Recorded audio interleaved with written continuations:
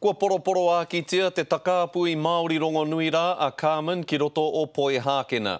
Koenei e tahi o ngā whakaahua ka tahi anō ka tae mai ki a mātou. Nō tērā wiki i riro atu ai ia i te mate tākihi. Ko ia tētahi o ngā pou whakawhirinaki mō ngā takapui huri noa i te motu, me tētahi o ngā whakaawe kāpara mō ngā mōtika takapui. You know, very sad, but then we've had time to grieve. So, you know, she has a legacy and we can live by that legacy. We'll always remember that legacy. She taught us how to be people and to remember who we are and stand up for who we are and what we believe in.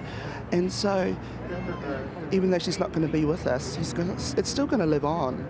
So I guess what we say is, what would Carmen do? So that's going to be a legacy in itself. So she'll always be remembered. It is very sad. I've had my tears, but I guess it will carry on later on this afternoon, I'm sure.